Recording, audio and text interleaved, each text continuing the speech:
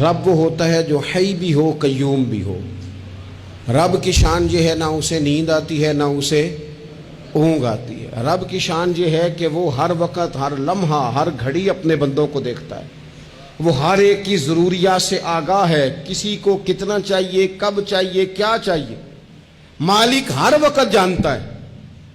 اللہ تبارک و تعالیٰ اپنے بندے کے سکھ سے، دکھ سے، آزمائش سے، امتحان سے، کامیابی سے، ہر چیز سے آگاہ ہے۔ تو رب ہو بھی وہی سکتا ہے کہ جو اتنی طاقتوں کا مالک ہو۔ حضرت ابراہیم علیہ السلام کے زمانہ مبارکہ میں کچھ لوگ ایسے تھے جو چاند کی پوجا کرتے تھے، کچھ سورج کی پوجا کرتے تھے، کچھ ستاروں کی پوجا کرتے تھے۔ اللہ کا قرآن کہتا ہے کہ فلما جن علیہ اللیل، جب حضرت ابراہیم علیہ السلام پر رات کا اندھیرا چھا گیا تو رآ کوکبا، انہوں نے تارا دیکھا، قال ھذا ربی، ستارہ دیکھ کے کہنے لگے اسے میرا رب کہتے ہو، کیا یہ رب ہے؟ فلما افلا، پس جب وہ ڈوب گیا، قال لا احب الآفلین، کہنے لگے میں ڈوبنے والوں کو پسند نہیں کرتا۔ چمکتا ستارہ تم نے اسے خدا کہا، اور جب وہ ڈوب گیا تو فرمانے لگے یہ بھی کوئی رب ہو سکتا ہے جو شام کو چڑھے اور سویرے ہو ہی نہ، یہ کیسے رب ہو سکتا ہے؟ جب وہ چڑھا ستارہ تو فرمایا اسے میرا رب کہتے ہو، جب ڈوب گیا تو فرمایا میں ڈوبنے والوں، میری سوچ بڑی ہے، میرا معیار بڑا ہے، میں ڈوبنے والوں کو مانا، اسے کیسے خدا مان لوں جو ڈوب ہی جائے؟ پھر کیا ہوا؟ فلما رأى القمر، پھر انہوں نے چاند دیکھا، بازیگن چمکتا ہوا، قال ھذا ربی، کہنے لگے اسے میرا رب کہتے ہو۔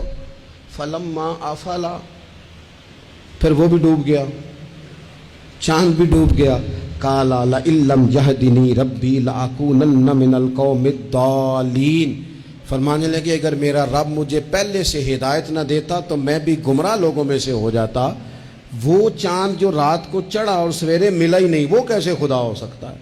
خدا تو وہ ہے کہ جس کو جب پکارو وہ پکار کو سنے، وہ میدان میں بھی سنے، وہ گھر میں بھی سنے، وہ اندھیرے میں بھی سنے، وہ روشنی میں بھی سنے۔ وہ ایسا مالک ہے کہ جس کا دیا ہوا رزق ماں کے پیٹ میں بھی پہنچے اور اس کی دی ہوئی زندگی قبر میں بھی بندے کے ساتھ چلی جائے، قبر کے اندر بھی بندہ اٹھ کے بیٹھ جائے خدا کی دی ہوئی توفیق سے، وہ رب ہے۔ پھر جب سورج کو چمکتے ہوئے انہوں نے دیکھا، قال ھذا ربی ھذا اکبر، کہنے لگے کیا اسے میرا رب کہتے؟ یہ تو بڑا بھی ہے، سورج تو بہت بڑا ہے، اسے رب کہتے ہو؟ فلما افلت، پس جب وہ بھی غروب ہو گیا، قال یا قومی انی بریء مما تشرکون، فرمانے لگے لوگو میں بری ہوں اس سے جو تم رب کے ساتھ شریک ٹھہراتے ہو، میں ان سب سے بری ہوں۔ تو آپ پھر کیا ہیں؟ کہنے لگے انی وجہت وجہی للذی فطر السماوات والارض حنیفا وما انا من المشرکین، کہنے لگے میں نے ہر باطل سے جدا ہو کے اپنا منہ اس رب کی طرف کر لیا ہے جو زمین و آسمان کو پیدا کرنے والا ہے، اور میں مشرکوں میں سے نہیں ہوں۔ میں نے اپنا منہ اپنے رب کی جانب کیا، میں نے اپنی توجہ اس طرف کی ہے جو زمین و آسمان کو پیدا کرنے والا۔